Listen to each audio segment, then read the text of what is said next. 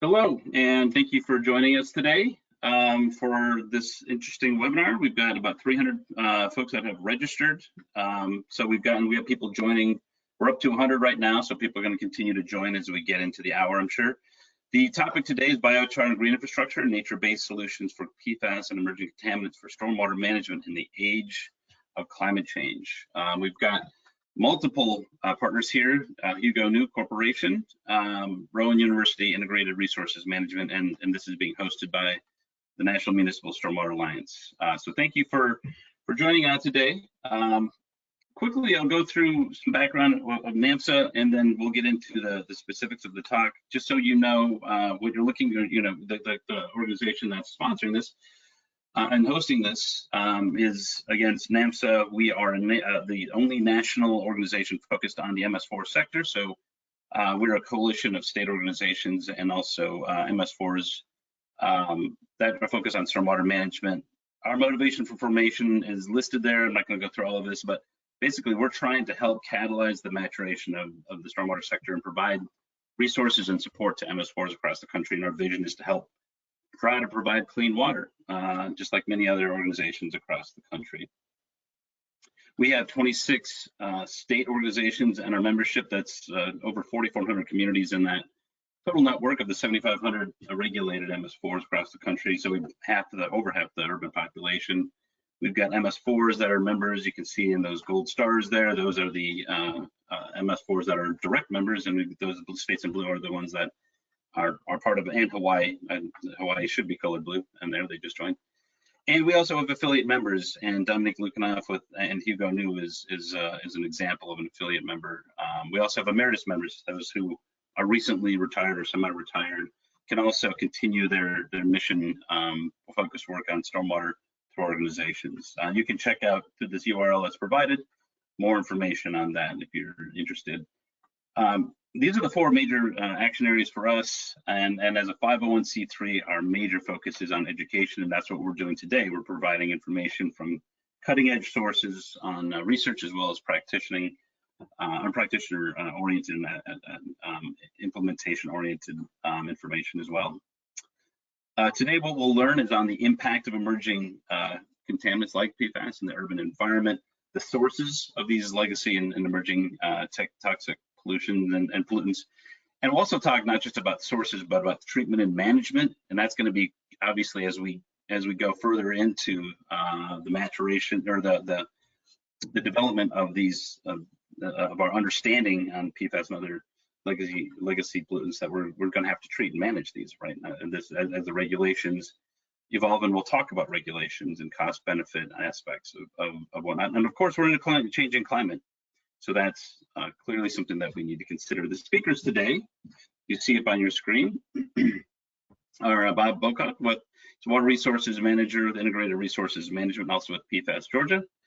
Bob was on he just came in from doing some field work, so we weren't sure whether he was going to make it back in time, so we had him listed as invited, but we're glad that he's here today, and he'll kick things off for us. Dominic Lukanov, she's an Executive Vice President with in Corporate Affairs and Sustainability for Hugo Neu, and she's also the chair of the NMSA Community-Based Public-Private Partnership Center of Excellence. And we also will hear on the research side from Ziming Zhang and from Rowan University, he's an assistant professor there, and I'm the executive director of NMSA. I'll be your host today. And as I just mentioned, I'll give some background information. Bob's going to kind of kick things off for us, and Dominic's going to talk about sustainable stormwater management and PFAS, and then we'll hear about research from Ziming, and then we'll have time for Q&A. So please, I'll go to the next slide. Please, when you, if you have any questions, we encourage you to provide questions. I'll be monitoring all the questions. Use the question box to ask those questions. If you have any technological issues, like you can't hear us or something, use the chat function. I'll be monitoring that. Note that this webinar is being recorded. It'll be available. There's a PDF of the slides that are being shown today. That's in the handout part of your app. So check that out. There are 1.5 PDHs available. You'll get a certificate after we're done today. And if you ask questions, please specify who the question is supposed to be going to. So without further ado, Bob, I'm gonna hand this over to you to kick things off and kind of give us an overview of stormwater and PFAS and whatnot. It seems like you've been in the field just today, so I don't know if you had some stories to tell on that. So why don't you get things going for us, Bob?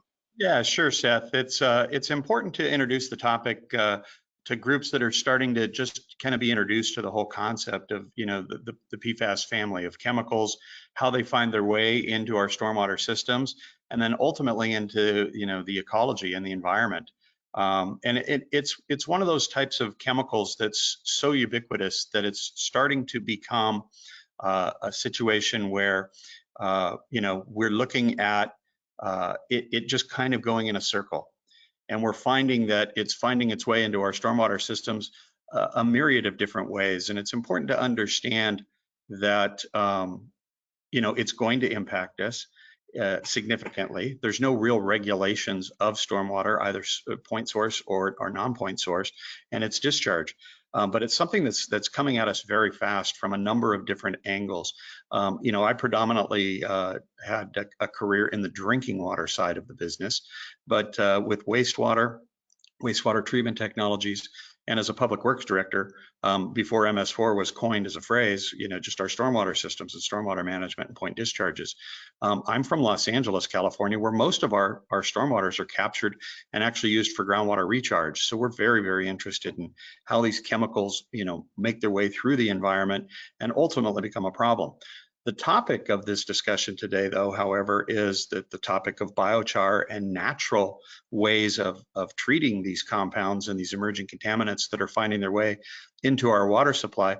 But what I kind of wanted to do was share with you a little bit of how it's that vicious cycle and how regulation's coming at us faster than we can consume it. And while I'm very, very active here in the state of Georgia right now, in pretty much the entire state, with industries that heavily use PFAS, I will tell you that it goes from Portland, Maine to Portland, Oregon. It's virtually everywhere. A gentleman I was testing stormwater with this morning expressed to me the issue of you know, hey, they find that stuff in polar bear blood, so it's kind of everywhere. Why are we making such a big deal about these new compounds? Well, I'll tell you why. In the drinking water, where it kind of came on rapidly, the maximum contaminant level for drinking water for the two most predominant chemicals within the PFAS family, PFOA and PFOS, basically Teflon and Scotchgard, how they found their way into drinking water and why it was regulated so fast. This isn't something that was just sprung on us. They've been testing for these chemical compounds and their toxicological effect, you know, as early as the 60s. It's something that was born out of the World War II era invention of new chemicals and technology. Teflon was, you know, a significant advancement in the Manhattan Project, and understanding what that all means and what brings us to today is important. The PFAS chemicals back then were called C8. And they were fluorine molecules attached to an 8-carbon chain, so i.e. the C carbon chain attached, you know, at 8. Their PFAS can be found as high as carbon chains of 12 and as low as carbon chains of 2. So that makes up the family. It represents over 11,000 chemicals in commerce today. PFAS is the PFOA and PFOS have been removed from the marketplace, but they're the kind of chemicals that are going to be around for another century, and we're going to have to just adapt to the way they impact the environment and how we treat them. And we all have to work together, whether it's the stormwater management systems, the drinking water programs, the wastewater treatment plant discharges. I will tell you that in the United States today, 99% of all landfill leachate is sent to local wastewater treatment plants. The local wastewater treatment plants cannot treat for the PFAS, so the PFAS is literally being discharged at high concentrations as part of their point source discharge program. Many of these point sources that have these high levels of PFAS in them, whether they come from commerce or landfill leachate or however they're making their way into our wastewater treatment plants, discharging them at locations right next to the outfalls for the MS4 programs. And they're having a dramatic impact on our environment and ecology.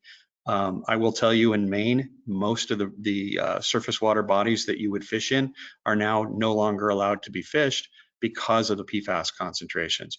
It's gone up the food chain so far that in many counties in Maine, if you get a deer tag to go out and hunt a deer, the deer meat is restricted for consumption because of the PFAS concentrations. So these are chemicals that have found their way into our environment and our ecology, both through point and non-point sources. A non-point source could be agricultural field that basically was fertilized with biosolids from a wastewater treatment plant. People don't like to talk about that, but I will tell you that biosolids from wastewater treatment plants, heavily contaminated with PFAS, are spread not only at farms and strip malls and irrigation or landscape medians throughout communities, but I will tell you that, of the 23 wastewater treatment plants in Houston, Texas, their biosolids go all the way to the state of Florida, and they're deposited in all the 5 states along that highway that goes all the way to the Atlantic coast. And so those biosolids are finding their way into MS4 programs as well as just into irrigation fields that have runoff. It's interesting to point out that the PFAS chemicals were used in mom and pop metal plating facilities.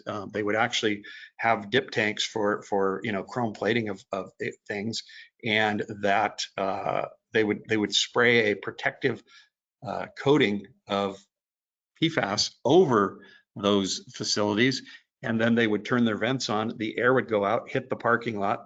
It rains on the parking lot, and high concentrations of PFAS are now in your MS4 system. So it can be, something that you wouldn't even think of coming out of air stacks and being deposited on, the parking lots, and then it rains, and the concentrations are going to violate the discharge standards. Many of you are going to be sitting on this call saying, what are you talking about? There's no discharge standards. I will tell you, in the last 4 years, EPA has moved on the Clean Water Act as fast as they have moved on the Safe Drinking Water Act, and it is going to impact. States are taking this one step further than the federal government and imposing state regulations that are actually far greater and more restrictive than the US EPA. I will tell you, here in the state of Georgia, they are going to govern stormwater discharge at the drinking water standard at the property line. Think about that for a minute, at the property line. So if stormwater is running off of a property as a non-point source and maybe going into a storm drain system that becomes an MS4 program regulated discharge point, we're talking some serious stuff here. And the EPA just issued new regulations and new recommendations Tuesday of this week. I always used to speak to folks about the fact that drinking water regulations take, many decades to promulgate. I would often say, if I had a child today and the EPA decided they were going to put a drinking water or a Clean Water Act regulation out for discussion, my child would graduate college before the EPA would set a regulation. The drinking water regulation in the United States, under UCMR, Unregulated Contaminant Monitoring Rule 3, where we tested at 400 parts, pretty much just said PFOA and PFOS are out there. Well, then they brought that health advisory down to 70 about 6 years ago. Well, now the MCL is set at 4 nanograms per liter or parts per trillion in drinking water. And now, under the stormwater program, states, before the US EPA takes action, are actually looking at regulating at stormwater at property line using drinking water standards. For those of you that are very familiar with the Safe Drinking Water Act and the Clean Water Act, there are places in this country where you can drink what you cannot flush down the toilet. So there's a lot of conflict in these regulations, but they're going to hit the MS4 programs, stormwater managers, pretty rapidly. There's runoff from just about everything. If a facility has a cooling tower, and the cooling tower basically is emitting vapors that go into the air, they're going to have PFAS in them. They're going to hit the parking lots and they're going to rain down, and you will be collecting PFAS in your outfalls and at your regulatory points. And that is going to be regulated as it enters the ecosystem. And so we're going to have to start cleaning it. It's not all doom and gloom. There are a tremendous amount of opportunities to treat water. In drinking water, I think we've done a successful job at getting PFAS out to non-detectable levels in the parts per trillion range, less than 1 part per trillion. the PFAS can be removed from drinking water using granular activated carbon. Granular activated carbon works very well, and it's being deployed all over the country in drinking water systems as we speak. It's interesting that the predominant, there are 600 different types of carbon that are in the in drinking water treatment field. You know, you can use wood, you can use lignite, you can use coconut shell, but domestic bituminous coal from West Virginia is actually the best product that removes the most PFAS for drinking water standards. When you get into you know, removing it from stormwater systems and runoff and things like that, we need to look back at one of the biggest pollution components in the economic condition that is PFAS, and that would be the biochar, or excuse me, the biosolids coming from wastewater treatment plants. They can be actually heated and treated and used as a biochar. You can use char from agricultural industry. You can use char from food waste, all things that can be diverted from our landfills that are actually further contributing to PFAS finding its way into our environment. Everything ends up in a wastewater treatment plant, including that biochar that, or the basic material that can be made into biochar, the biosolids. They can be diverted from landfills where they're going now, diverted from agriculture where they're going now. Once we start taking these things out of the environment, we don't allow landfill leachate to go back to the wastewater treatment plants. We actually treat it at the landfill. We're going to take more and more PFAS out of the environment. Unfortunately, once we're able to treat drinking water, that's a great success. I didn't mean to say unfortunately. Fortunately, now that we're able to treat drinking water to non-detectable levels, the science is going to catch up to being able to do it at wastewater treatment plants. Imagine being able to take the biochar, the waste product from a wastewater treatment plant, and being able to use it on the facility as a treatment method to actually pull the PFAS back out of the wastewater treatment plant. And then ultimately, all of these things impact our stormwater systems. You'll hear that it's found in rain. You know, how are we going to deal with it if it's found in rain? Well, it's being seeded by the methane flares at the landfills and the wastewater treatment plants, the industrial facilities. Those are just basically cloud seeding the entire United States, where we're getting 2 and 3 and 4 parts of PFAS in rain that ultimately is the beginning of stormwater. So I'm going to let Dominique, another one of our guest speakers today, and Dr. Zhang from the university speak about the ways biochar is actually converted from a waste product into something that can be economically viable and used in the treatment of stormwaters. And so we're all in this together: drinking water, wastewater, stormwater, and being able to use the carbon sources found along the way and making biochar. Dominique's going to hit a home run for us in the stormwater arena.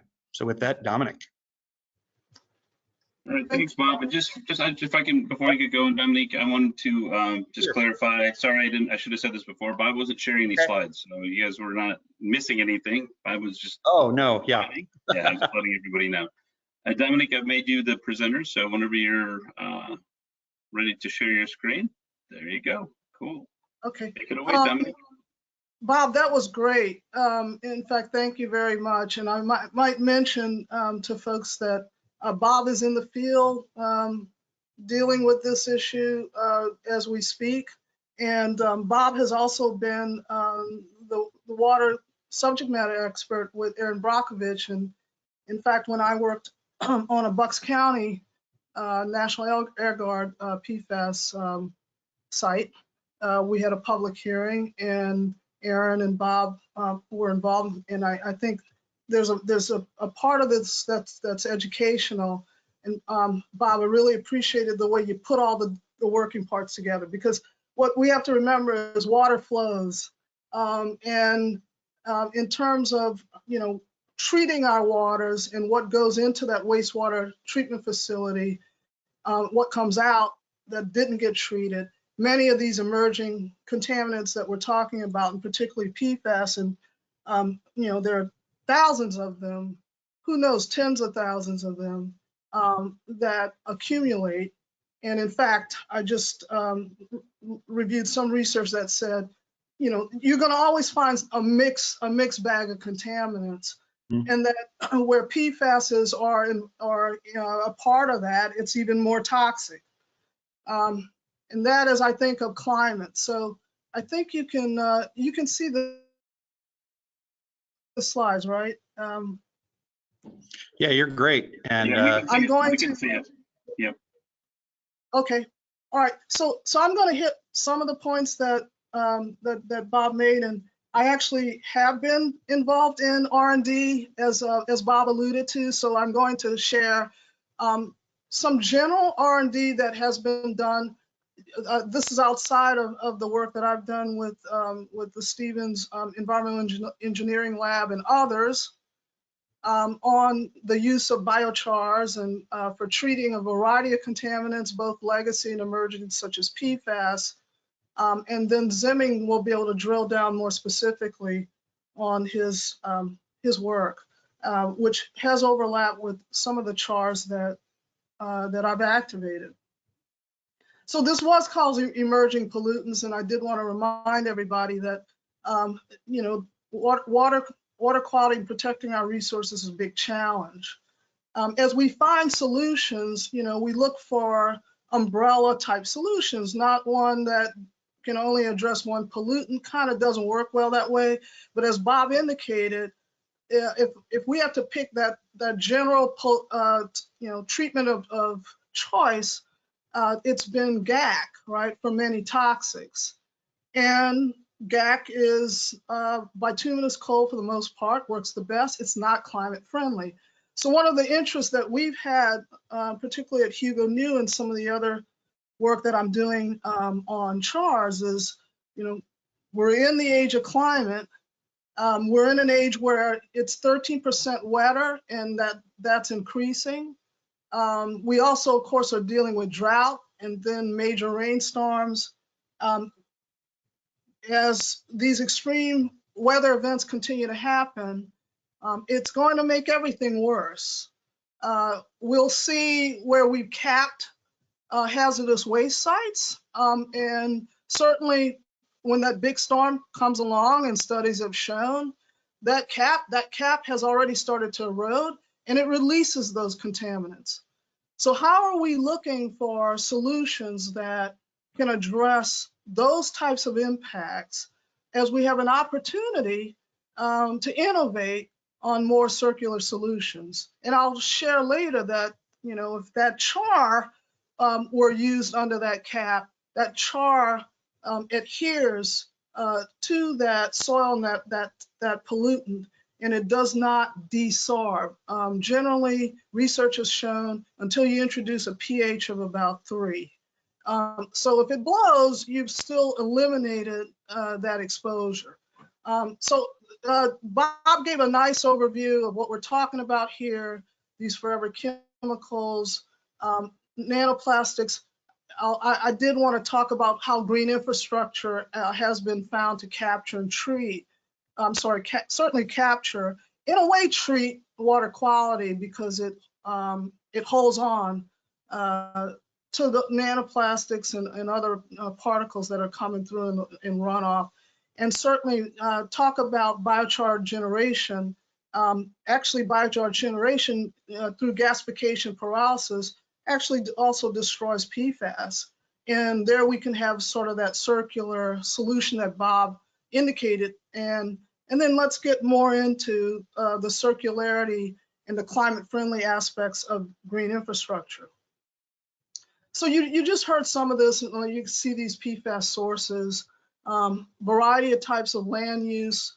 I won't have to go into a lot of this. Bob gave excellent overview, including what's really happening at landfills. You know, personally, I think landfills are out. We've run out of space. Many of these landfills are leaching, and as Bob indicated, significant amount of this leachate contains PFAS, and that leachate's going to a wastewater treatment facility. We've now got to go up the chain and start to eliminate, you know, at the source as much as possible. PFAS are also bioaccumulative, and they've been linked to a variety. I mean, the science on the public health side continues. to link these PFASs to so many different human ailments, along with animals. We're still figuring out in various ecological systems, what's happening in terms of this going through the chain as well as food chains. Why stormwater is so pivotal, and why I'm really advocating that if we're going to address it, we look at what we can do in a sustainable stormwater management realm, is because of the runoff, the increased climate impacts, and greener opportunities to play a role in this. This is just a simple overview, as Bob said. Look, I'm a career EPA manager scientist. As Bob was indicating, the length of time it's taken typically for rulemaking and actions like what's come about through PFAS, absolutely correct. But that really is a message about the intensity of the problem. I've called it the next silent storm, the whole Rachel Carson that came about with pesticides. Is we still don't know the extent of the problem, but we know that we're getting sicker as populations, and we know that we're finding these compounds throughout the way we live in society. April 23, EPA brought its first Clean Water Act enforcement action to regulate PFAS in wastewater and stormwater discharges. We're going to see it more in pre-treatment MPDS permits. It's already starting to happen where EPA issues those permits directly, but states are starting to do this, as Bob indicated. This is just an overview of the MCLs, the 6 MCLs that EPA established. Bob went over this as well. We also have the short chain PFASs, and this MCL rulemaking included a hazard index, which it's now, what I'm seeing at EPA is you're now starting to see different regulatory authorities talk to each other when they're addressing similar toxics like PFAS. So we're seeing across the board, clean water, drinking water, CERCLA, RCRA,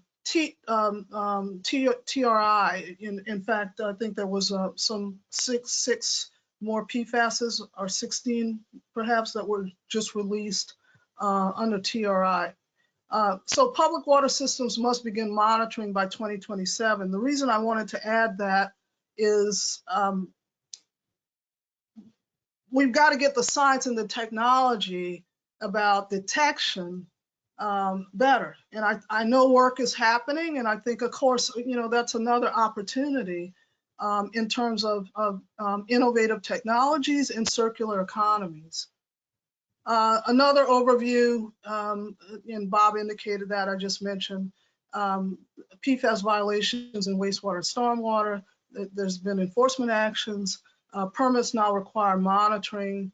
And in 2023, Comores was issued a compliance order for exceeding PFAS effluent limits. We're seeing many more enforcement actions, thanks to the work of Bob and Aaron Brockovich and Robert Balot in many, many states that really, honestly, were the first to step up to managing this. And I'll mention, this is a bipartisan issue.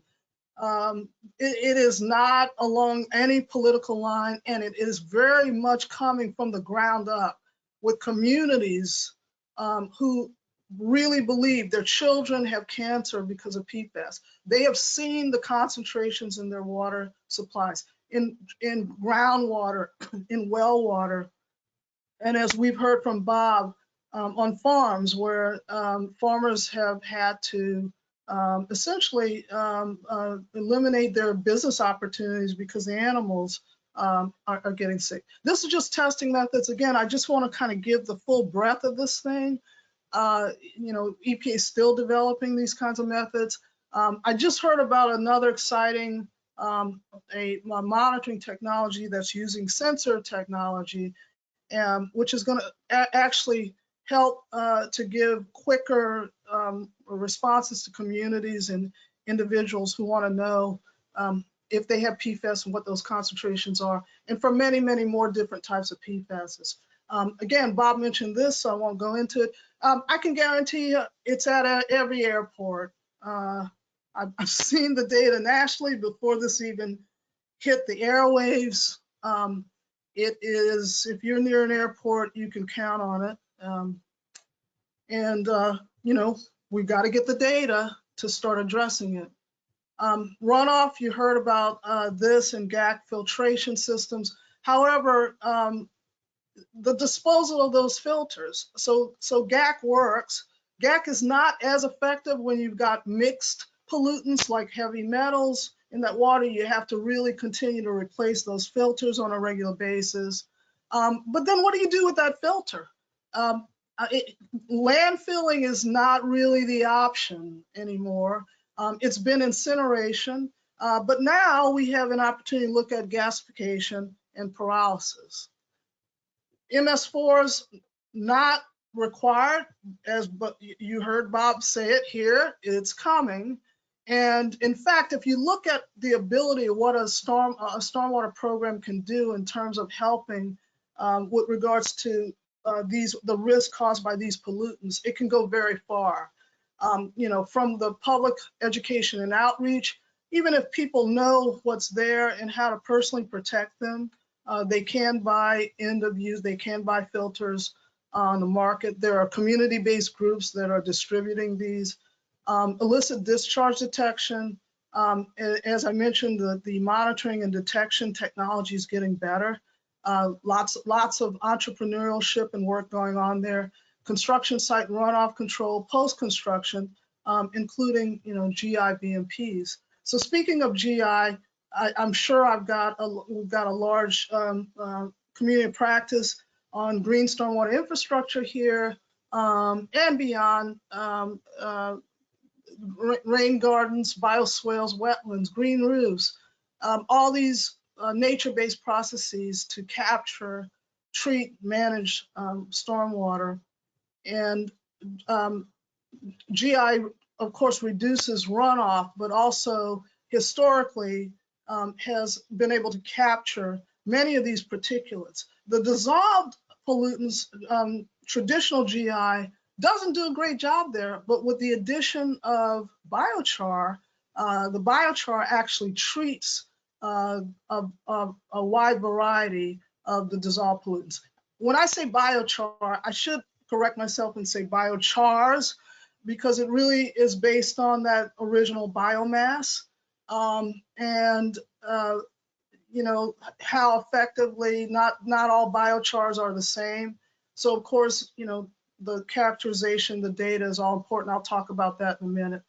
I thought this was interesting to remind us of green infrastructure and climate and its ability to reduce greenhouse gases and CO2 emissions, effectiveness of, for example, stormwater ponds and vegetated swales, bioretention basins. The addition of the char actually significantly increases the reduction of those greenhouse gas. So again, you kind of got next generation bioretention in this regard.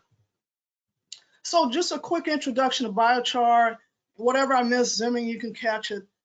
It's a carbonaceous material. It's actually high heat with very little to no oxygen, depending if you're using pyrolysis or gasification. It's long served as a great absorbent. It's been a soil amendment and more recently an absorbent. I call it the new green carbon or GAC. Different biochars, depending upon their biomass sources and what's in that char, for example, minerals and their charges, cationic exchange, their charges can attract, for example, that heavy metal with a plus charge, for example.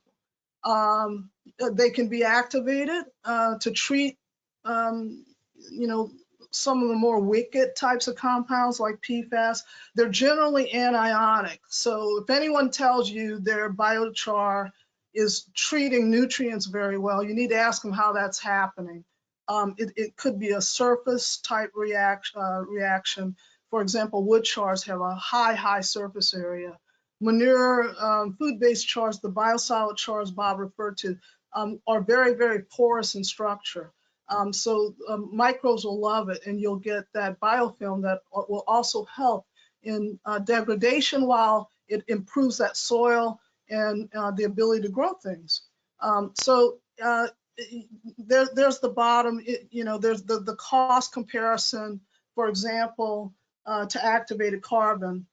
You can see there, activated carbon needs, I'm talking about the bituminous coal GAC, it's energy intensive.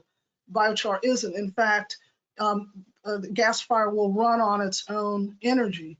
After you can use renewable energy, but then it runs on its own energy, and the carbon, the CO2 is negatively sequestered, which is why Cornell University estimated that 12% of biochar could sequester a significant amount of CO2 emissions. As I mentioned, it's also viewed as it's carbon negative, but it's a great soil amendment. USDA NRCS is paying farmers to add biochar to their soil under new standards, one called Standard 336. Here's another study that shows essentially the reduced greenhouse gas emissions of dairy manure biochar. Actually, chars can be added to AD, to soils, to manures, to reduce greenhouse gas emissions. But what I like here is, in addition to CO2, you've got methane emission reduction.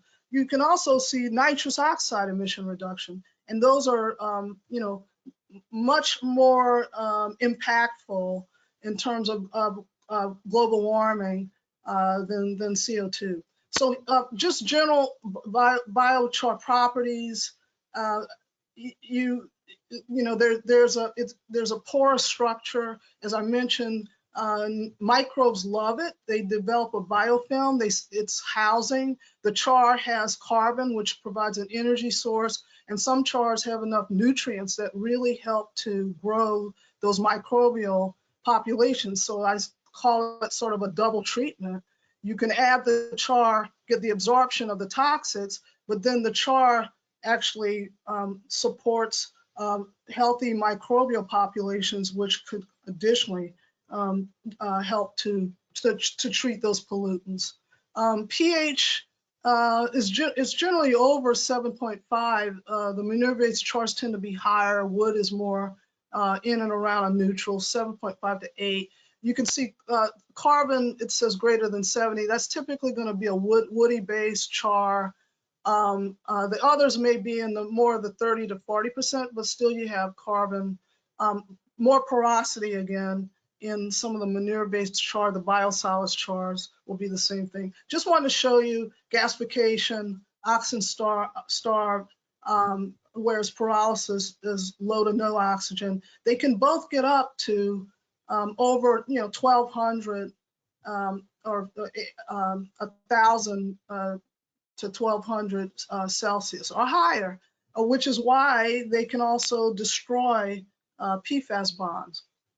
Activated chars, as I mentioned, are emerging as cost-effective nature-based pollutant removals, not just for PFAS, but for some PCBs. I've successfully activated chars to take out over 90%, et cetera, PCBs in a variety of different toxic compounds.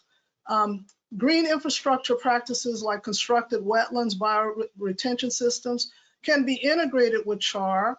Stormwater ponds, by the way, problem with ponds. They were the first order of stormwater treatment decades ago in this country. And most of them, there's probably easily over 1 million ponds. Most of them have not been maintained. As we know with a filter, once it fills up, let's figure that stormwater pond's a filter. If you don't maintain it, if you don't clean the filter, it starts to discharge and become a source of pollutants. And we're seeing that stormwater ponds are now sources of these types of pollutants and others. One of the sites, the PFAS sites that I dealt with while at EPA, we found that a major source of PFAS to the Delaware River was coming from a stormwater pond into a local creek and into the river. Again, trying to make the case of the importance of stormwater management. However, add the char to that pond, preferably when you're building it.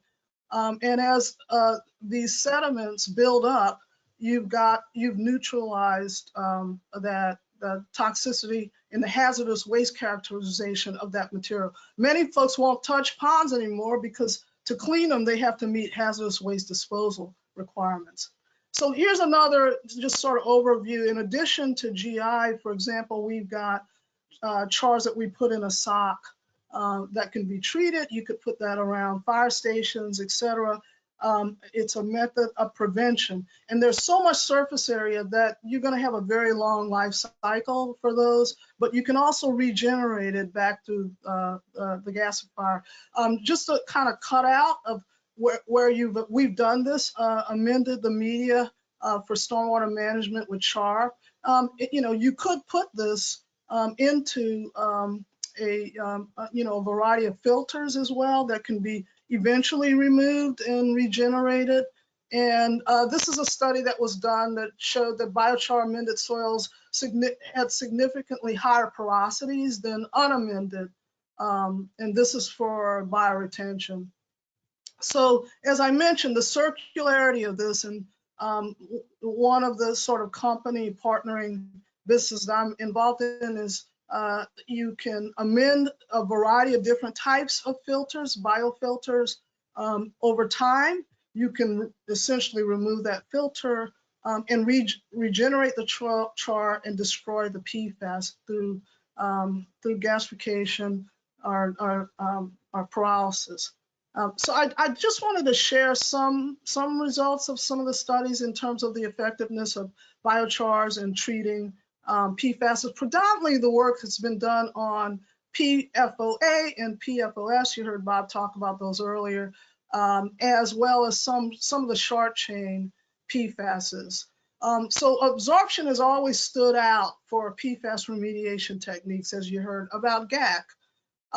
These are activated carbon anion exchange resins. They typically been used. They are expensive, and so there's a need for more affordable alternatives, and that's what biochar does. Not only that, with biochar, you're removing a harmful biomass. When I became interested in it, it was because I was trying to figure out what do you do with 27 million excess pounds of animal manures in the Chesapeake Bay. Excess. When I say excess, this is after the Bay Mile determined how much farmers apply on their lands, by the way, that are still running off into those waters. Turn it into this beneficial reuse, and similar to what Bob has said, what do you do with those contaminated biosolids that were historically used to land apply? Composts have this as well, by the way. The blend of chars, even with some of these materials, can eliminate some of the toxics so that you don't have the risk of exposure. So cost-effective, sustainable, very, very versatile. The more I learn of these chars, and there's a proliferation of research, the more I see as a career environmental professional, the types of applications. So this is essentially how it works for PFAS absorption. It's a surface absorption. There's pore filling, there's electrostatic attraction, hydrogen bonding. Hydrophobicity is important. The chars are hydrophobic. These chemicals are, and complexation, both for long-term short chain and then also aromatic rings. So these are studies that actually I picked up on. There's more of them out there, by the way, in the literature. I just wanted to give a range. Douglas fir has been applied. It was heated 900 to 1,000 degrees Celsius and treated PFOA, PFAS. In this study, there was untreated and treated. Actually, the untreated did a bit better than the treated. So it's interesting to test these and see how they work at different pHs. That's what my company's been doing. working with Stevens and other R&D teams. This is rice straw derived biochar, treated Gen X and PFOA over 90% removal rate with plant some PFAS when enhanced with the plant albumin. Zemming, I will let you talk about your research. So I'm going to skip this slide, but this 98% removal. This was spent coffee grounds and achieved over 95% removal of PFAS in wastewater solutions. PFAS tends to be a bit more absorbent than PFOA, so you'll see some pretty good results there. This was water treatment sludge that was mixed with biochar and then used in combination to treat those PFAS compounds. This is research I was directly involved with Stevens on. There's a poster published and also published with DoD, optimization of absorption parameters using looking at PFOA and PFAS. This was I have an activation process that's been very successful. I activated mushroom compost. This is a result of those studies, and the resultant, I'm just going to skip through some of this, but EcoChar Environmental Services is my company, and I have an activation process. And you can see these absorption curves, the kinetics for both PFOA and PFAS got significant absorption, reached equilibrium in less than 4 hours. PFOA ranged from 89% to 99%. PFOS was 95 to 99%. And these are kinetic and isotherm results using also the isotherm is Langenmeyer model, which is typically a better fit with these chars. This was another study where I activated a variety of manure-based chars and also provided a wood char to absorb PFOA, PFNA, and PFOS.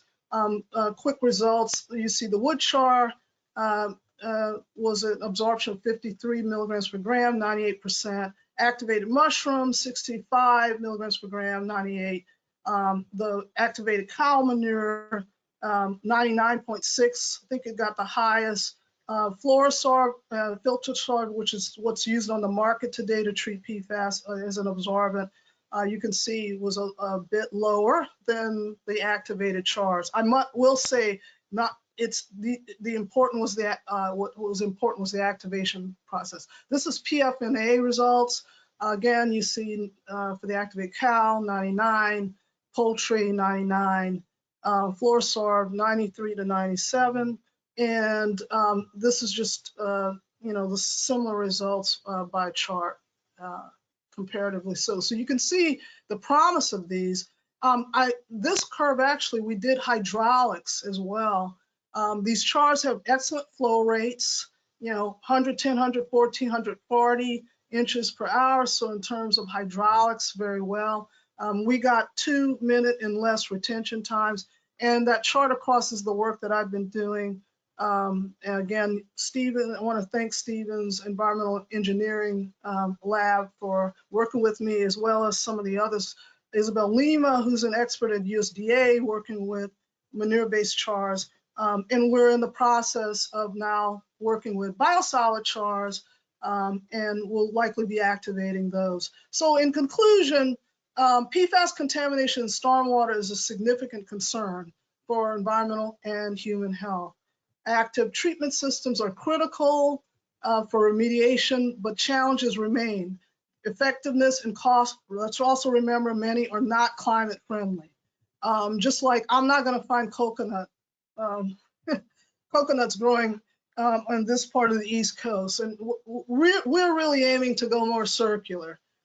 We've got to start somewhere. Many of our environmental treatment remedies are not green. They treat environmental problems, but many are not green, and we want to turn that corner and figure out better ways to get more benefit as we're driving circular economies. So biochar is a very scalable solution to get to that next generation GI.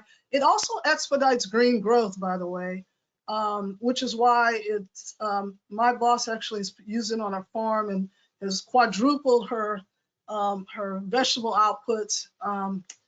They're also a lot bigger. Hemp growers love it, by the way. And pyrolysis or gasification of PFAS-treated chars can destroy the PFAS and regenerate the chars for possible reuse or certainly more environmentally friendly disposal. And we are looking forward to more research. We need more demonstration on the ground when we need to move on this. Here's where we added char to a green street that we designed and partnered with Kearney, the city of Kearney, to build at our property, Hugo Neu in Kearney, New Jersey, where we have legacy heavy metals. And I think, this will be probably the next compost or a blend with compost as communities are very invested in that area. And that's it. Thank you.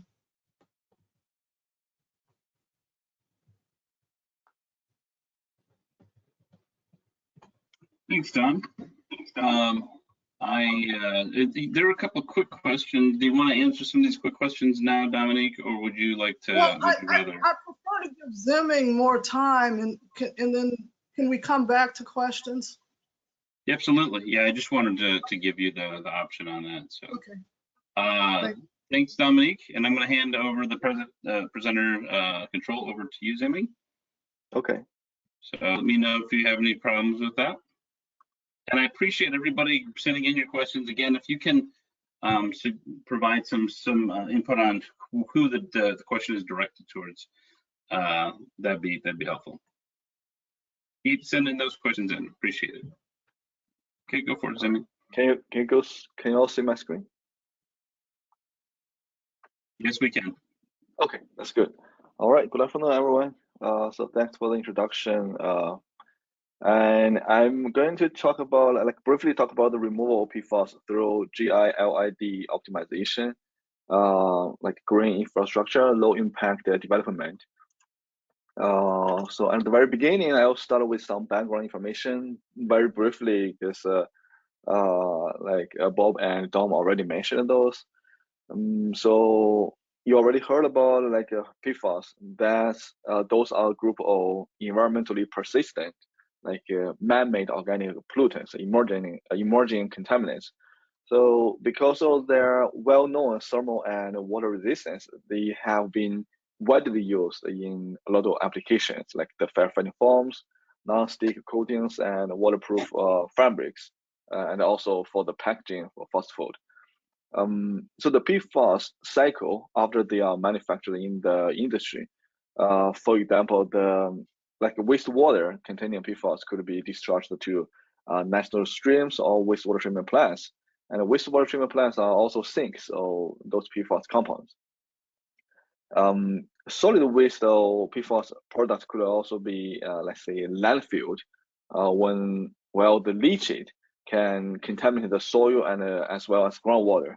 And human exposure to PFAS contaminated like the food, the household products, even the office materials can be a concern. So as a result of their widespread application, PFAS has been detected in different environmental media, also like the plants, the wild animals, and humans. So at the bottom right corner here for this map is a screenshot of the interactive map provided by the Environmental Working Group. So if I already put the link here, if you are interested, you can go to the website, EWG website, and then you can click on the map to see the PFAS concentrations on the military sites or in the drinking water from the sampling sites. And the drinking water, you see the blue dots on this map represents the detection of PFAS species in drinking water. And PFAS are a complex family of several thousand compounds, over 9,000 according to NIH, and they have been produced since late 1930s. And you can see the trees, the family trees, but the most commonly found, used, and studied species are those two, the PFOA and the PFOS. So the broad range PFAS application resulted in the thousands of PFAS species being released, and this also leads to the like wide presence of the PFAS in the environment, as I mentioned earlier, and there is also a widespread human exposure, and the human exposure, like precise, I would say, pose a huge concern in terms of health. And as Bob and Don mentioned earlier, the EPA released the new PFAS MCLs, maximum contaminant levels, this April, at very low concentrations. The 4 parts per trillion for PFOA and the same concentration for PFOS, because the human PFAS exposure can lead to multiple like potential negative health effects, like damage to liver, immune system, fertility, and cancer. So this means the treatment for PFAS is a necessity. And I will talk about some methods for PFAS treatment in water and soil in the next slide. So here are some summaries. Let's see, for the categories: absorption, memory, filtration, destruction. Those are some examples of the physicochemical methods to treat PFAS in water. And for absorption, for example, a lot of solvents have been tested, and some are even implemented for the real-world applications, like ion exchange resins, biochar, and activated carbon. Both the powdered activated carbon, like the PAC, and the granular activated carbon, all known as GANC. So for filtration, a variety of like diverse types of membrane can be implemented for PFAS treatment, like the microfiltration, ultrafiltration, nanofiltration, and also our reverse osmosis membranes. And for fractionation, I would see like a foam fractionation is used to remediate groundwater. And this system used some compressed air to create those recoverable foam within the well, and the foam is concentrated with PFAS compounds. They can be used for further treatment. All the previous mentioned methods are separating PFAS from water rather than destruction. And here are a few examples of PFAS destruction.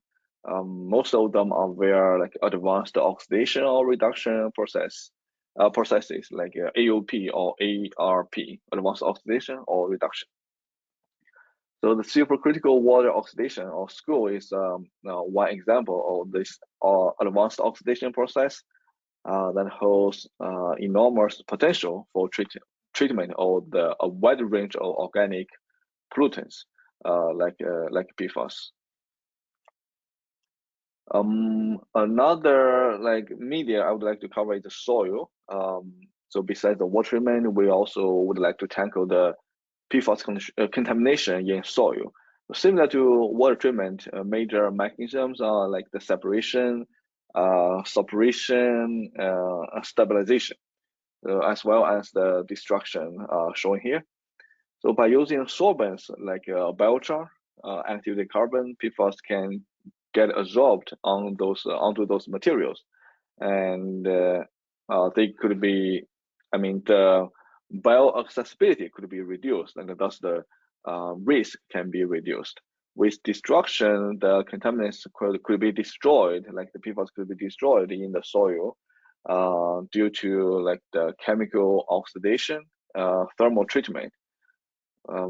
Because of the carbon fluorine bond and the high melting point for PFAS compounds, options for remediation are very low, and most of them are only applied in like obviously lab testing scale. So let's talk about the PFAS from stormwater runoff. That's a major pollutant source in urban areas. So this, we are familiar with the runoff. You can say it's generated from the rain or the snow melt that flows over the land, or let's say paved streets, parking lots. So those runoff can pick up and deposit contaminants like PFAS generated from the transportation system into freshwater systems like rivers, streams, lakes, and as well as groundwater. So, for example, in New Jersey, the loss of natural land to the development like leads to significant hydrological alterations, and this results in a large volume of stormwater runoff as well as high flow velocities. So the difference of PFAS concentration in urban river water during the dry and rainy days, it can prove the input of PFAS from stormwater. So basically, when it rains, the stormwater will bring PFAS from the land to the river water, and we can see the difference of PFAS concentrations between these like dry and rainy days. So there is another thing about the sampling of the fish. The obviously the EWG, the Environmental Working Group, work together with EPA, Environmental Protection Agency, and they sample the freshwater fish samples, and nearly every single sample had PFAS in it, and the levels that if those fish is to be consumed, and a single like serving fish could be equivalent to consumption of a long time of contaminated water. So as listed in this image here, it's also an interactive map developed by EWG. So you can see where the freshwater fish contaminated with PFAS has been detected. And it also provides information on what species of the fish is and what the concentration level of PFAS contamination. So because of the PFAS concentration brought by stormwater runoff, so it's also urgent to take steps to remove those concentration from the stormwater runoff. This will also directly reduce the PFAS loading into the freshwater systems. And GI and LID, green infrastructure and low impact development, those are approaches to manage stormwater and the other environmental challenges that can, let's say, protect, restore, and mimic the natural water cycle. GI and LIDs are effective, also economical, and enhance the community safety and quality of life. You see, the GI and LIDs, it can help with the stormwater management. It can treat the runoff by filtering through the, let's see, the vegetation. Some examples are here. Or the soil, storing it in like the below the ground for reuse, or infiltrating the groundwater or the stormwater into the subsoil. This can definitely reduce the amount of stormwater that flows into the sewers. And also it can enhance the biodiversity and also the purity of the freshwater systems. So stormwater generally contains high level of diverse contaminants, chemical contaminants like PFAS, as well as microbial pollutants. And in the bioretention facilities, those filter media, like inside of these systems, can play a very important role in decontamination of those stormwater. And let me show some work here in our group. So bioretention systems is one type of the GILIDs, like the bioinfiltration and the rain gardens can contain like the mulch and soil and plants. They have been widely implemented in urban areas, like the image shown here and in the previous slide. So our group has previously developed like the green engineered mulch, this one, by coating the regular mulch with aluminum-based water treatment residuals or aluminum WTRs, water treatment residuals. As you can see the difference of these two photos. And the green engineered mulch, it shows effective in removing different types of contaminants in the field. And I would like to address some the importance or the potentials of using aluminum WTRs in removal of PFAS, which can infer that if we put the green engineered mulch into the field, it can also remove PFAS from the stormwater. So aluminum WTR, those are the byproducts of the coagulation process, and collected from majorly from after the sedimentation of the traditional drinking water treatment facilities, when alum is used as the primary coagulant. So our group characterized the aluminum WTRs, and it shows it's a non-hazardous solid waste as the results summarized here. We collected like multiple samples from across the US, and all of them are showed as non-hazardous solid waste. So since the destruction and the degradation of PFAS is extremely challenging due to their like high stability, in our work, the immobilization or absorption of PFOA and PFOS were explored. And here are the results. This is the paper like Dom mentioned just now. So I will briefly introduce some of the results here. So the absorption kinetics of PFOA and PFOS by aluminum WTR are shown in these two figures for PFOA and for PFOS. The equilibrium of absorption for both of them are reached within 2 hours. And actually the results are similar to those of the PAC, the powdered activity carbon, in the previous literature. And approximately like 92% of PFOA and 98% of PFOS were absorbed onto the WTR in the first 12 minutes. So it's a very quick absorption process, especially at the low pH levels. And the PFOS absorption was slightly greater than the PFOA and the pH 3. And when the pH increases, you will see a little bit difference between these two, but the performance for PFOS absorption is always better than the absorption for PFOA because of, let's say, the stronger hydrophobicity of the PFOS compared to the PFOA. And the desorption test was also performed because we would like to see if the PFAS, PFAS can be absorbed, how much it can be dissolved.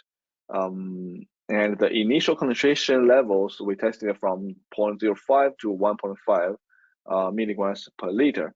And the ratios for PFOS show the desorption fraction is less than 1.1%, less than 1%. And the desorption for PFOA is a little bit higher. It ranges from like 6% to a little bit below 12%.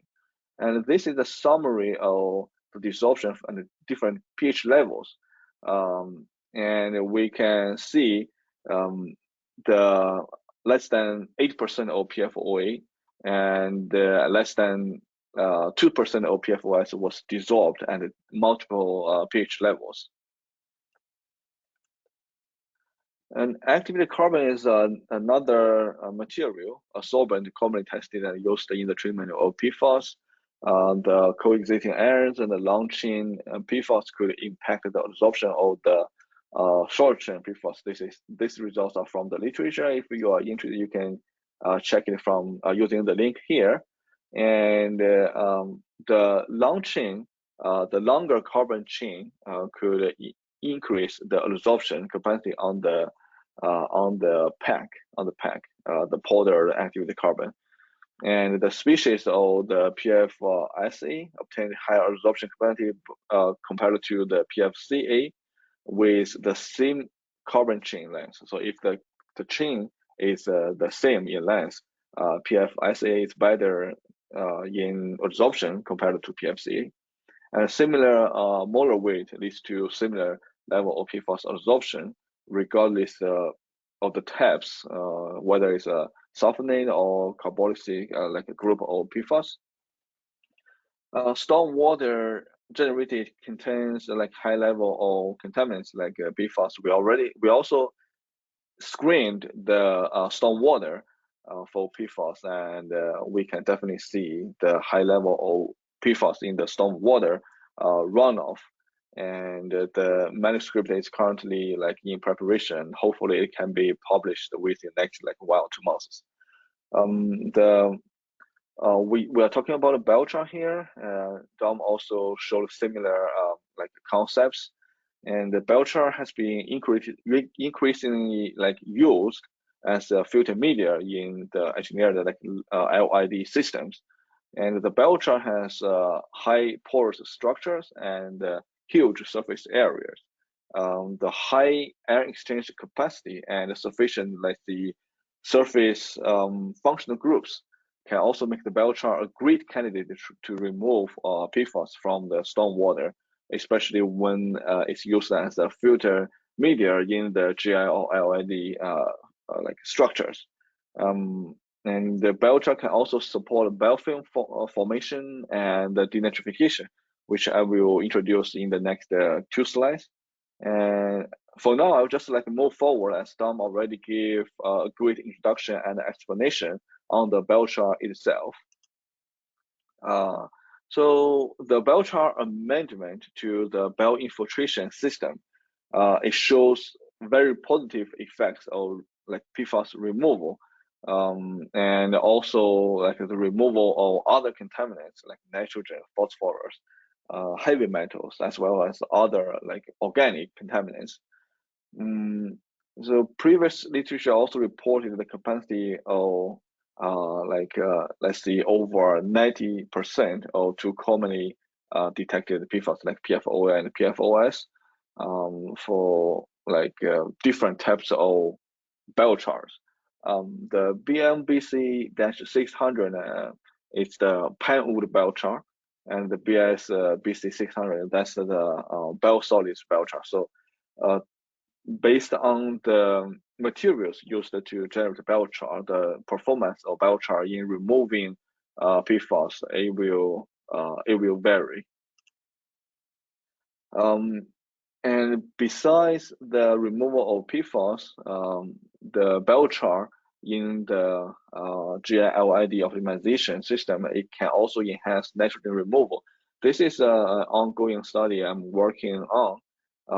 And let's say the GI LID structures like the rain gardens, for example, those are more sustainable like stormwater based management practices, BMPs, than conventional BMPs. And it can remove like total suspension solids, phosphorus, heavy metals, but for nitrates, it's very difficult to be removed. So in this work, we are trying to enhance the denitrification process, the microbial process to remove the nitrate by converting it from nitrate to nitrogen gas. And we will add like the biochar in the system in the sand. As I mentioned in the previous slide, biochar can support biofilm formation, and it can also promote the denitrification process. So this is some results like similar to what Dom showed before. Very high percentage of PFOA and PFOS can be removed.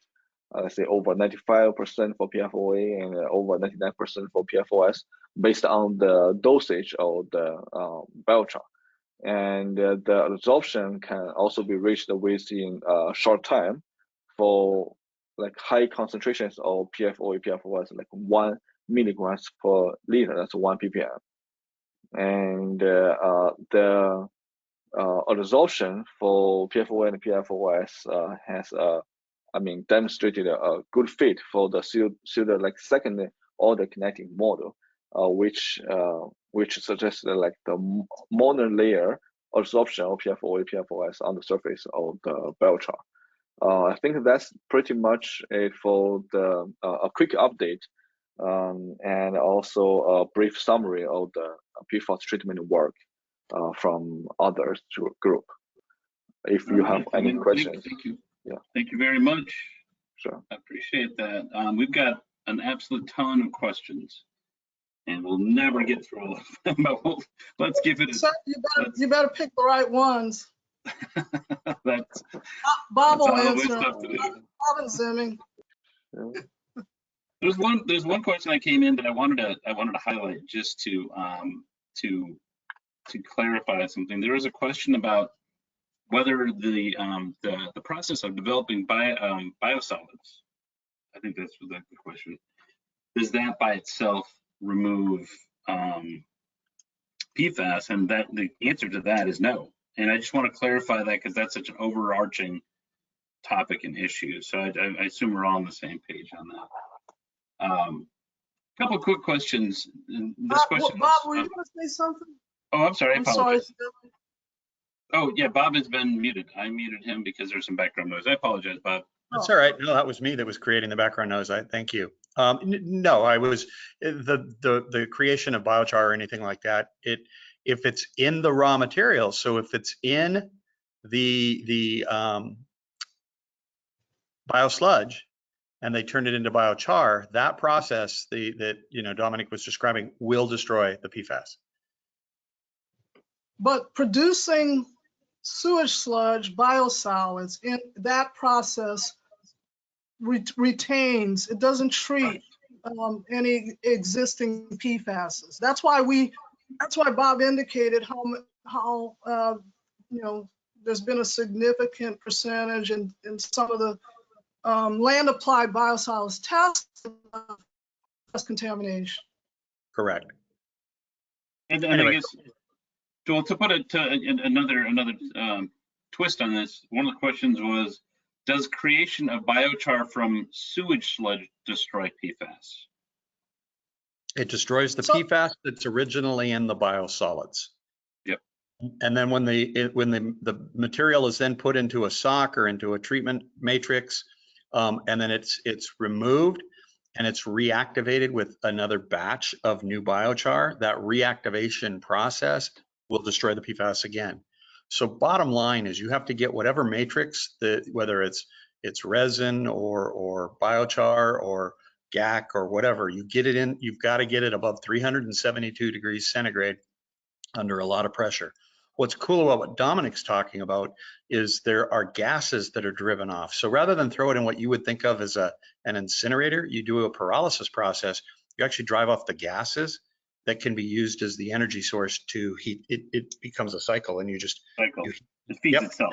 Yeah. Yep, and that's very green. Yeah. Actually, gasification pyrolysis have also been shown to destroy the presence of nanoplastics and other emerging pollutants in that sludge. Correct. Okay, Dom, so a follow-up question on that. Dominic, this is specifically for you. The question is, which type of biochar has been shown to be most effective at removing PFAS?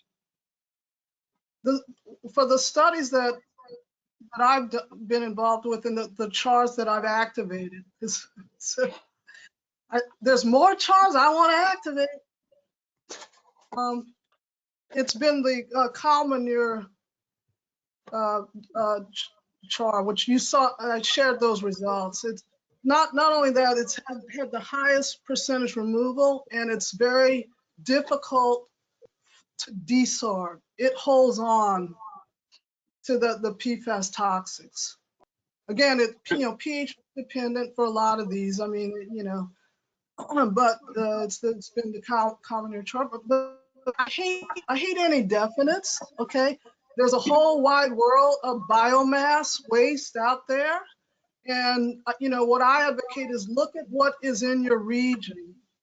And that's the whole idea to this. It's not to just go find some exotic biomass and bring it all the way and ship it somewhere, right?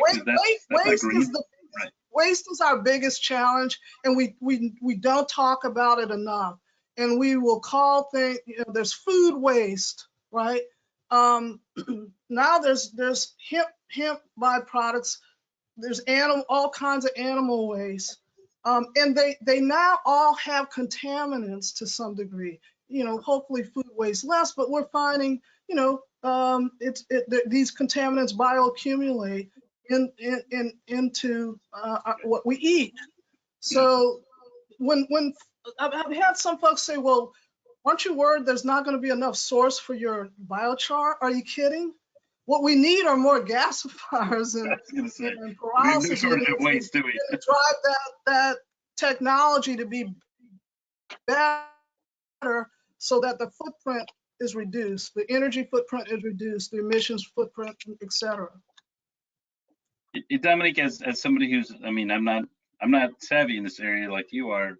One of my observations, and some of the questions kind of hit on this. I just want to ask you guys, all of you guys. It seems like there's been a lot of focus on trees, using trees as a carbon source, right, or timber as a carbon source. I don't know if that's because it's more effective, or it's. Again, is a tree a waste? Unless you have waste products from I guess processes of using lumber and timber. But it seems like you talk about manure and food and these other things truly are waste.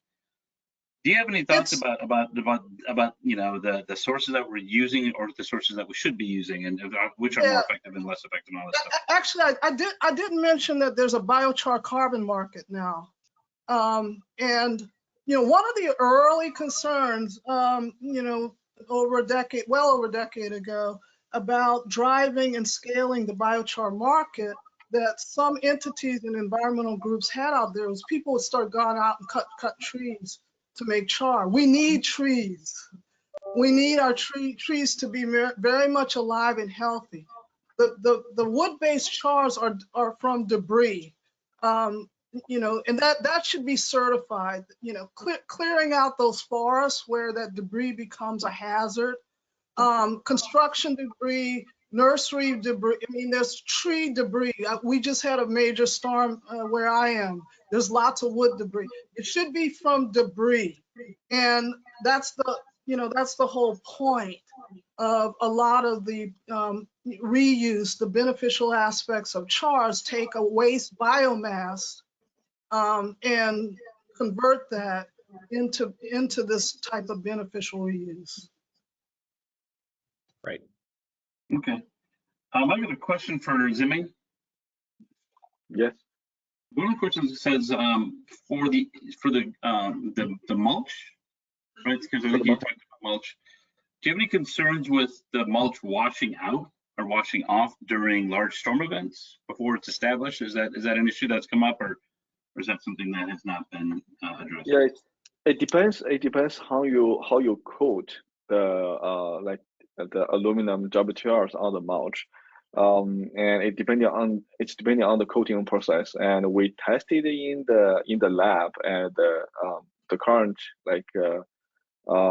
green engineering mulch, there is not too much concern about the wash off. Let's see if we tested those, and we tested the suspended solids, the solids after washing off, and this is not a big concern. The other thing is I'm also testing the biochar coated mulch in my lab right now. I haven't reached that step yet, but that's definitely a consideration during the development of those coated mulch to be used in the field application. Anything else to add to that, Dominique or Bob? Well, I'm looking at filters, mats and things like that. But as we also mentioned, is the char won't let go of that contaminant, and so it's not. I may do it a bit differently, but if you think about what Ziming presented and what I've also presented in terms of research is, the char won't let go. You can blend it into the ground. You don't have to go deep, by the way, when you add these to these types of systems. And there's different types of geotextiles and filters out there that can be used so that it's really designed for your setting. Some of the settings we're talking about doesn't have very high concentrations. stormwater generally doesn't have, depends on where you're looking, like stormwater leachate versus stormwater in like some type of urbanized setting. You're going to find it, you may not find it in a very high concentration. The thing to remember is this bioaccumulates. Yeah. So it adds.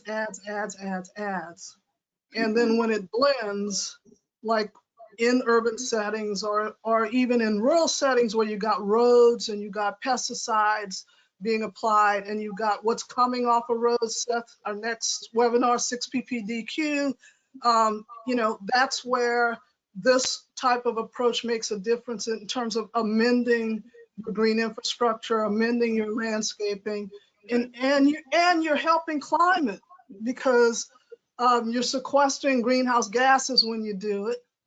And it's more protective when you have that big rain event. Seth, I think it's important to make sure that everybody on this call understands that char is a very fine powdery material. It's then extruded or re-agglomerated back into, so even the bituminous coal, the wood coal, the coconut coal, they pulverize it and then they re-extrude it into shapes and sizes that make hydraulic sense. Okay, so if you look at a handful of just granular activated carbon, it was once a powder. They re-agglomerate it, they extrude it back into a pellet that's uniform size. And then the material, you know, the PFAS water flows through it and it absorbs. And like Dominic says, it does not let go. Once it's in there, it's trapped forever until it's literally heated and driven off. But it's important to understand a handful of biochar or granular activated carbon has the surface area of a football field. Right. Imagine that. I mean, it's a massive amount of intake into those pores that Dominic used in her slide. And once it gets in, it's electronically bound to that material until it's heated and driven off. So we can create all different kinds of products with this biochar, shapes and sizes and hydraulic conditions that will meet all needs. That's good context. As opposed to the GAC, you know, micro love that char. They get a nutrient source. Some chars provide more nutrient source than others.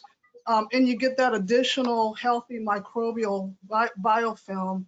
And you can design, you know, you can design systems that way too. Right. I think the best way to talk about that, all these various types of chars that are available in the market out there, they're all going to do different things at different levels at different times. And for you know, potable drinking water, use the highest quality material for the potable drinking water. When you're talking about biosolids, we all know what that is from a wastewater treatment plant. People aren't going to want to drink water that's been filtered through that. Okay, just a common sense kind of a thing. But it's going to do vast things for our environment, and I don't think the frogs are going to complain. And it's going to build all kinds of positive outcomes, the heavy metals, all those other things. But when it gets into, you know, potable drinking water, we got to use the, you know, virgin first pass stuff. Okay. Which is why data, you know, having that third-party certified data, lab data is very, very important. You know, if someone's talking to you about their char and saying it can do this and this, look for third-party certified data. IBI, International Biochar Initiative, also has a laboratory characterization of chars. So let's remember the importance of good data. And certification, you know, that it is a good char, it's a safe char. And you can look at chars, and I can look at chars now, look at their constituents, and I can tell you, you know, what types of toxic compounds they're going to treat or not treat. So it is a science, a growing science. It is very important to understand that. But it's also very accessible, and Bob broke it down to common sense. Yeah. So if anybody's interested, they can contact us and yeah. I just want to mention there's a ton of questions we can't get to, and Dom, I don't know if you want to do a quick wrap up, and here's a kind of a question I think that could be a kind of a jumping off point for that. The question has been about, you know, is that saying that, you know, there's the percentage removals shown for biochar for PFAS is impressive in the context of parts per million. but the MCLs are listed at parts per trillion, right? So the question is biochar, can biochar get to that level of parts per trillion when we have, when we're starting with parts per million? So if you can answer that question, and then do a quick wrap up, then we'll be done. Okay, and then we'll post this and we'll get it out to everybody. I'm sorry? Yeah, I can jump in on that. I'm seeing, field application is you're going to have multiple barriers. You're not going to just have one sock that's going to stop everything. You're not going to have one chamber that's going to stop everything. So we'll build them in series to where the higher concentrations get hit with the first flush, then a second flush, and then a third flush. And there's, we're going after more than just PFAS. We've got the other emerging contaminants we don't even want to get into yet because they're just as scary, but the treatment technologies work on them too. And so it's important to understand that we need to take those first steps and get into these, do what we can now. Right now we're doing nothing. So let's do what we can now and start removing this stuff. And then we're going to have to put in multiple barriers. Yeah, and for the most studies, like the PFAS concentrations are very high in the lab tests for the current biochar experiments. So I mentioned like 1 ppm, 1 milligrams per liter, which is very high. So we would like to see the maximum capacity, like absorption capacity. If we use the very low concentration, we will never get this because it will be absorbed like to below detection limit, I would say. Right. Yeah, so my quick answer is gonna be yes, but you have to understand that you can design the char, you can design the system with the char, depending upon what you're trying to achieve. Because we've taken, as Zimming has said, we've gone up to high levels.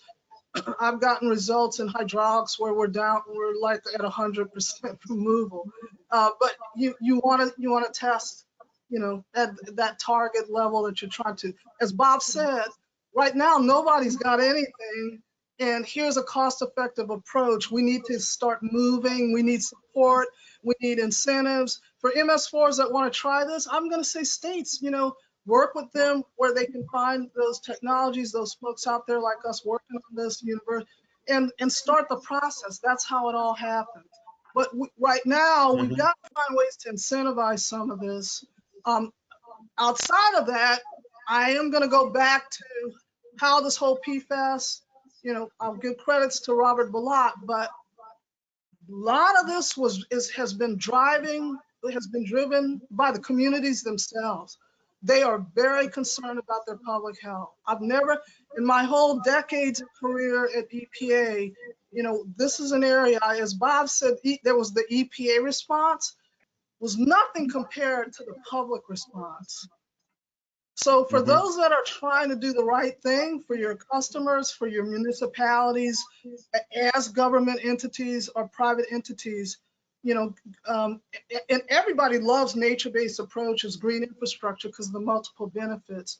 I really want to encourage, more support for demonstration, and you'll see that curve just really go up. Excellent. Yeah, it's important, Seth, just to kind of close this out a little bit. The curve on improved technologies is going to go up. Sorry. Yeah. Yes. It's a real world practical problem for everybody on this call that we need to deal with yesterday. It's that urgent. When you think about it, you're talking to a guy from an LA and a woman from the East Coast, in New York, New Jersey, that area, Maryland, Delaware. You kind of think liberal. You need to understand what flows downhill in a river system. The city of Rome, Georgia, not so liberal a place, sued the city of Dalton, Georgia, for what's flowing downriver. And it was PFAS. And so you need to understand that what starts here and it's flowing to this community and flowing to that community and flowing to that community, the people downriver are starting to become concerned with this. And that includes the stormwater and the NMSA programs. Yeah, and as PFAS is now a hazardous material, so now it's part of the CERCLA universe, and then third-party lawsuits are out there, obviously, and that changes things as well and makes these lawsuits much more. Yeah, we become targets on that. Whether you generate it, if you're a transporter, you're liable under CERCLA at this point, right? There's no more I didn't test, so I don't know excuse. That's over. Right. Last plug, Seth, again, for the stormwater crowd out there. I've been a big stormwater advocate for a long time. It's never seen, and I'm going to say certainly for MS4s, the type of support it should get. Really hoping, because of this last survey, this clean water survey that indicated stormwater was the priority in the country and needed a significant amount of money. When I compare, and for good reason, the significant amount of funds going into drinking water, wastewater, we need to see some ways to improve investment in stormwater management and green stormwater management. And this is why we created a community-based public-private partnership where we have been able to help disadvantaged communities build. Not only, it really becomes more than a stormwater program. It becomes a community revitalization and economic redevelopment program that is invested in environmental, improved quality and livability, creating jobs and all those sort of things. You can do that and save money. I'm just going to stop it there and say everything we talked about is in reach. And encourage those that have been some of the first to move in leadership out there to get it done is reach out because there are folks who can help. Okay, great, and I appreciate that, and that's a good note to end on. What you outlined there, Dominique, is really looking at stormwater and stormwater infrastructure as an investment, as a resource for the community, and that's really one of the areas and the missions that we have at NAMSA. I greatly appreciate that view, and that's what we're trying to share here. So, thanks everybody for your input. Thanks for joining us today. We will be sending out a follow-up email with the certificate of attendance with the PDHs there. So if there's any questions on that, let me know. And I know we got way more questions. I don't know if I can't volunteer for the speakers to say that they can answer everything, but I'll share it with them and we'll see if we can follow up on that. If so, then we will. So I appreciate everybody's time, and we're going to wrap things up. Have a great day. Thank you. Thanks, Seth. Thank you, Dominic. Thank you. Thanks, Bob. Thanks, Zimming, Seth. Thank you. Thank you. Take care. Thank you.